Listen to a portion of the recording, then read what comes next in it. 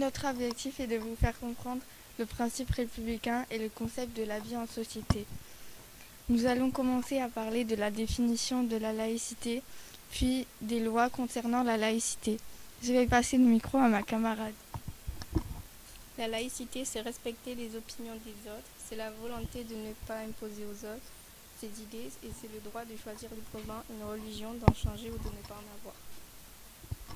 La loi Jules Ferry du 28 mars 1882 porte sur l'organisation de l'enseignement primaire. La loi du 9 décembre 1905 concerne la séparation de l'Église et de l'État. La loi du 15 mars 2004 est sur le port des tenues ou signes ostentatoires à l'école, au collège ou au lycée. Maintenant, nous allons vous parler de l'arbre de la laïcité. Les mains des élèves est un symbole de leur engagement comme une signature. Les couleurs différentes avec leurs prénoms rappellent la diversité. La cocarde tricolore rappelle la révolution de 1789 et la naissance de l'emblème national. Le bonnet phrygien est un autre rappel de la Révolution française, porté par les sans-culottes pour montrer qu'ils étaient des hommes libres. Chez les Grecs et les Romains, le bonnet phrygien était porté par les esclaves affranchis. En 1792, il devient un symbole de la République. Sur le tronc, il y a la devise républicaine et des valeurs, liberté, égalité et fraternité unie et indissociable, la laïcité qui s'ajoute en haut car ces valeurs s'y retrouvent, les couleurs de l'emblème national, le drapeau tricolore héritage de la Révolution française.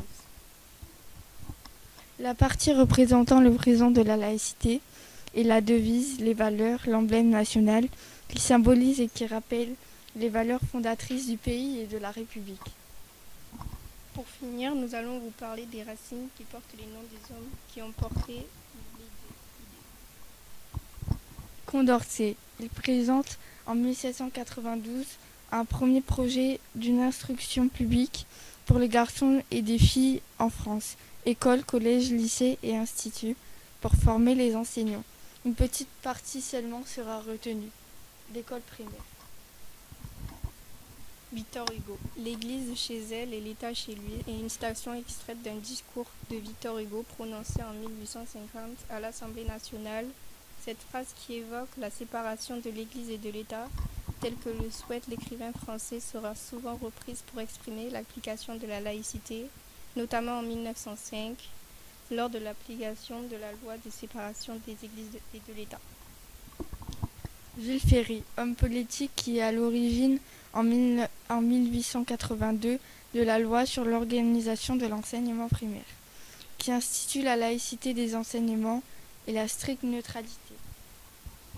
Jean Jaurès, homme politique qui, lors de plusieurs discours, défend l'idée d'une école laïque qui assure l'enseignement pour tous et la liberté de conscience et soutiendra la loi de 1905 séparant l'État et l'Église. Aristide Briand, homme politique qui portera et fera voter la loi du 9 décembre 1905 séparant l'État de l'Église. On en conclut que la laïcité, c'est le principe de séparation de la société civile et de la société religieuse.